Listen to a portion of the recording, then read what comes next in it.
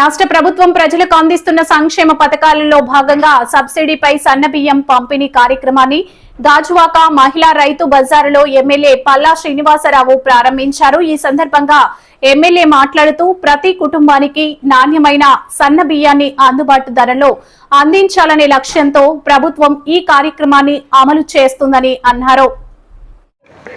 మరి ఈరోజు గాజువాకలో ఉన్నటువంటి రైతు బజార్లో మరి జేడీ మార్కెటింగ్ సుధాకర్ గారి ఆధ్వర్యంలో ఇక్కడ బీపీటీ రైస్ అంటున్నారండి. ఇది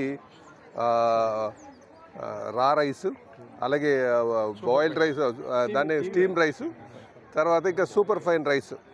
ఇది 52 రూపాయలకే కిలో ఇక్కడ విక్రయిస్తున్నారు రైతు బజార్లో. ఇదే బయట మార్కెట్లో అయితే ఇంకో 10 రూపాయలు ఎక్స్ట్రా ఉంది. కనుక దీన్ని ప్రజలందరూ ఉపయోగించుకోవాలని చెప్పి, సద్వినియోగం చేసుకోవాలని చెప్పేసి మరి మీ ద్వారా నేను తెలియజేస్తున్నాను. ఇవి ఈ రా రైస్ అయితే కొంచెం షుగర్ ఉన్నట్టు కానీ హెల్త్ బెనిఫిట్స్ చాలా ఉన్నాయి, దాన్ని వినియోగించుకోవాలని. అలాగే చాలా తక్కువ ధరకు వస్తున్నాయి చెప్పండి. ఇది మార్కెట్లో బ్లాక్ మార్కెటింగ్ ఉండకూడదు, వినియోగదారుకి మంచి ధరకే ఇవ్వాలని గౌరవ ముఖ్యమంత్రి గారు శ్రీ నారా చంద్రబాబు నాయుడు గారు ఇచ్చినటువంటి, వారు చేసినటువంటి ఆలోచన. అలాగే